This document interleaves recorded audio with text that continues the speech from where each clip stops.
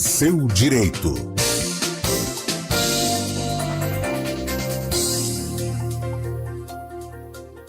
Todas as quartas-feiras, tiramos as dúvidas de direito trabalhista aqui no quadro Seu Direito com o advogado Vinícius Cascone. Vinícius, muito boa tarde, seja bem-vindo mais uma vez. Boa tarde, Marco. Boa tarde a todos os ouvintes da CBN Campinas. Sempre um prazer estar com vocês aqui. Hoje você vai trazer um tema espinhoso aqui pra gente, né, Vinícius? Prêmio de incentivo variável. Para a gente começar a entender, o que é isso? Bom, na verdade, Marco, essa questão, na verdade as empresas estabelecem, às vezes, algum tipo de premiação para incentivar os trabalhadores ou a bater uma meta ou tentar cumprir algum requisito estabelecido pela empresa no contrato. Então, é um incentivo para que o trabalhador possa aí ser melhor remunerado e, é claro, também garantir uma prestação de serviços aí melhor ainda para a empresa. É claro que existe uma lei, né, que é a lei que fala da participação dos lucros e resultados, que regulamenta o que seria estabelecido como PLR. Nesse caso específico, né, você apura aí os lucros da empresa e aí, evidentemente, no ano seguinte, se você tiver um acordo de PLR firmado entre empresa e sindicato, né, e a comissão de empregados, você garante aí o direito ao percebimento de um valor do qual, inclusive, a tributação do imposto de renda é menor. Então, pode falar. Ou seja, esse prêmio de incentivo variável é a mesma coisa que a participação nos lucros e resultados, o PLR, é isso? Às vezes, né? Por isso eu estou tentando separar, como você foi de forma genérica, né? Eu quis relembrar a história do PLR, ou PPR, né? Para as pessoas saberem, né? Existe essa possibilidade que a Constituição Federal garante esse direito, que a empresa pode estabelecer um acordo coletivo de trabalho com o sindicato, garantindo essa participação. Então, esse é um ponto. Outro ponto específico que você está abordando, acho que é para comentar uma notícia de um julgamento do Tribunal Superior do Trabalho, é um ponto bastante polêmico. Por quê? Porque, especificamente nesse caso aí, a empresa estava garantindo um prêmio para os trabalhadores que deixassem de ir ao banheiro, por exemplo, ou que fosse num número reduzido de vezes ao banheiro. Olha, isso realmente é algo bastante, inclusive, absurdo, né? Porque as necessidades básicas dos trabalhadores ou de qualquer ser humano, evidentemente, ela não pode ser restringida por qualquer norma ou por qualquer orientação da empresa. Então, a empresa não pode ficar controlando quantas vezes o trabalhador vai no banheiro. Esse é um direito dele. Se ele está ali nessa situação, tem uma necessidade fisiológica e tem direito de ir ao banheiro, assim como tomar água. São necessidades básicas das pessoas, né, do ser humano. Ou até associar isso a desempenho, né, doutor? Associar o número de idas ao banheiro com o desempenho do funcionário pode ser até vexatório, né? Inclusive, nessa decisão aí que o senhor citou, a empresa teve até que indenizar a pessoa por dano moral, né? Sim, até porque, veja só, imagine só, em algumas situações a pessoa tem alguma doença ou uma necessidade fisiológica que acaba fazendo com que a pessoa tenha que ir várias vezes ao banheiro e, evidentemente, ela não pode ser penalizada por isso, não é porque ela quer, né? É claro que nós temos que separar as coisas, né? Não é aquele empregado que vai no banheiro e fica lá dormindo. Já aconteceu, já tiveram casos, inclusive, de empregados que dormiram no banheiro, né, justamente para tentar se esconder do trabalho. Mas essa é a exceção, não é a regra, né? A grande maioria dos trabalhadores, quando vai ao banheiro, vai porque por causa de uma necessidade mesmo. Então, quando uma empresa estabelece um prêmio por não ir ao banheiro, realmente é uma prática bastante absurda, né? Que, evidentemente, o trabalho coibiu, né, e determinou aí que esses trabalhadores fossem beneficiados com uma indenização por dano moral por causa dessa conduta abusiva.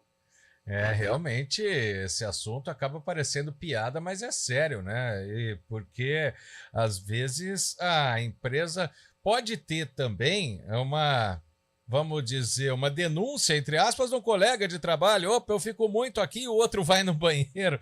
Mas para a lei não existe isso, né? Não, na verdade, como eu disse, a empresa não pode querer punir uma necessidade fisiológica de um trabalhador. Isso não é possível. E mesmo assim, premiar aquele que não vai. Então, imagine só, a pessoa vai ficar segurando ali uma necessidade fisiológica para poder receber um valor a mais. Né? Realmente, isso é uma conduta bastante absurda e que não comporta, né, guarida nesse momento, né, das relações de trabalho, né, num país democrático, num país que preza pela dignidade da pessoa humana como um princípio fundamental. Não dá para a gente admitir que uma empresa possa fazer isso. né? Então, esse ponto é importante. E é claro que a gente tem que pensar também numa outra questão aí que está colocada, que se você pensar a cultura de uma empresa que estabelece uma prática, uma política dessa, na verdade vai fazer com que os trabalhadores adoeçam. É porque a gente sabe, quando uma pessoa, um ser humano, segura uma necessidade fisiológica, a chance de desenvolver uma doença de forma constante, né, pode acontecer. Então, realmente, nós estamos aqui agora na semana, né, do meio ambiente do trabalho, na defesa do direito do meio ambiente de trabalho seguro.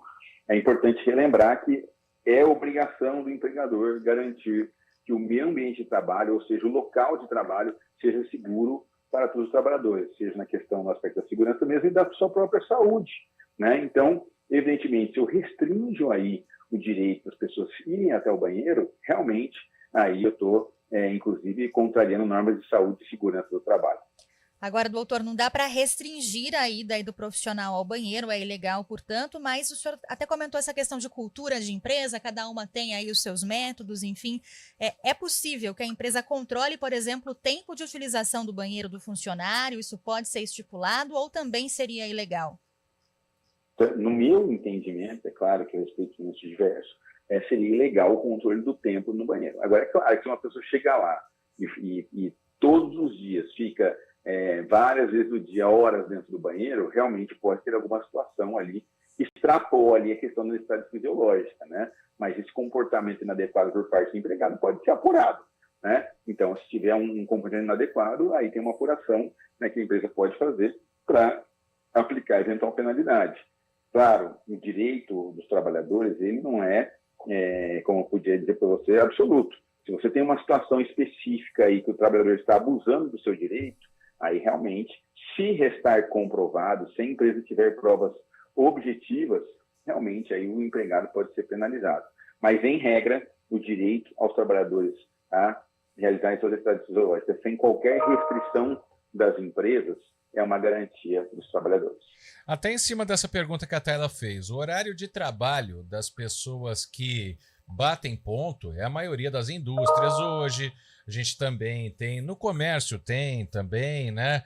Muitas empresas adotam esse expediente e ele prevê horário de entrada, horário de intervalo, dependendo da jornada de trabalho, né, Vinícius? E o horário de saída. Então, pelo que a Tayla perguntou aqui, eu queria ter o complemento disso. Se você saiu do seu local de trabalho, por exemplo, do seu computador, nesse caso foi uma empresa de telefonia, né, que teve a ação aí do funcionário. Não pode ser contado que se ele levantou do lugar, ele não está trabalhando, né? Não, na verdade, assim, se ele está dentro das instalações da empresa, tirando o horário do intervalo para descanso e refeição, que pode ser de 30 até 15 minutos em jornadas de 6 horas, ou de no mínimo 1 hora, no caso de jornadas de no mínimo 8 horas, acima de 6 horas, aí realmente esse período do intervalo para descanso e refeição não é computado como jornada de trabalho. É como se fosse uma interrupção, então ele não conta. Agora, nos casos que a pessoa só vai até o banheiro, aí é a jornada normal de trabalho. Agora, se o funcionário, por exemplo, se ausenta muitas vezes, não tem um problema de saúde comprovado, né, doutora? Aí vai muito ao banheiro, passa muito tempo lá. O empregador ali, o líder, pode ter também uma conversa, pode até justificar, por exemplo, que isso impacta no trabalho da pessoa, isso ser levado, por exemplo, para uma demissão por justa causa, ou isso também seria ilegal, porque pode acontecer também, né, doutor?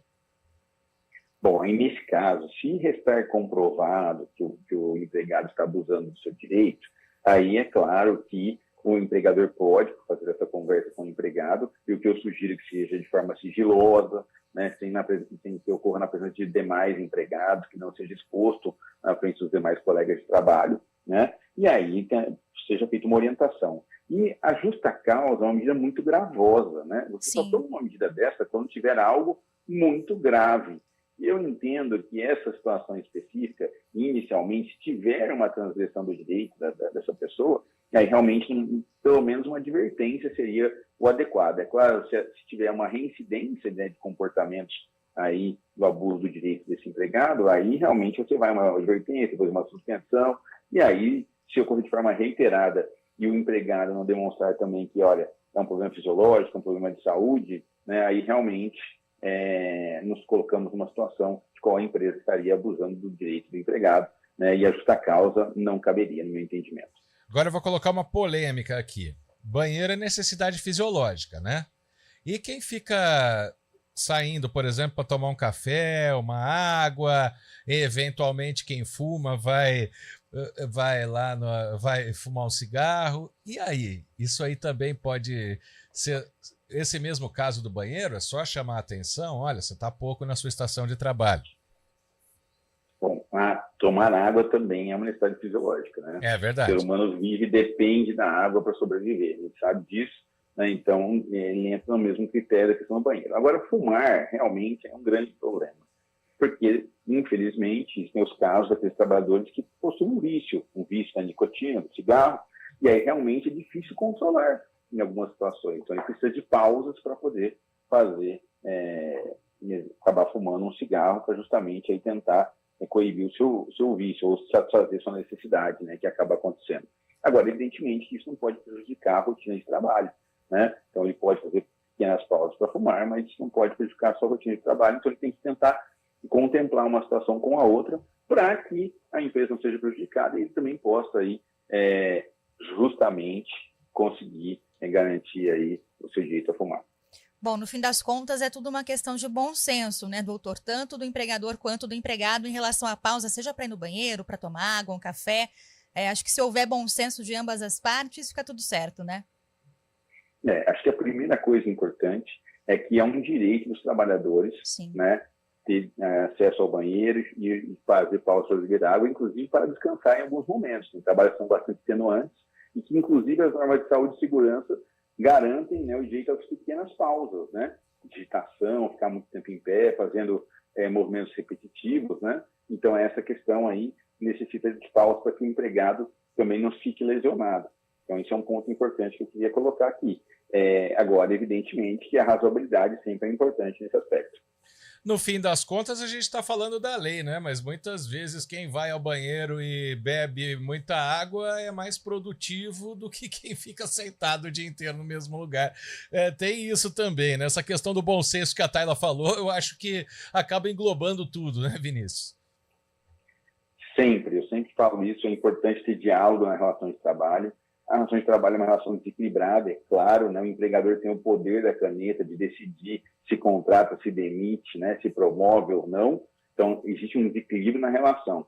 Então, o que eu recomendo aos empregadores é ter diálogo com os empregados, ter diálogo com a entidade sindical que representa os trabalhadores, para quê? Para estabelecer uma relação de trabalho tranquila, né? Democrática, e aí a gente consiga, aí, evidentemente, tentar construir um ambiente de trabalho sadio, né? Para todos os trabalhadores, e, evidentemente, se os trabalhadores estiverem se sentindo bem, eles vão trabalhar melhor, e aí, evidentemente, que a produtividade aumenta e a empresa vai ser beneficiada também.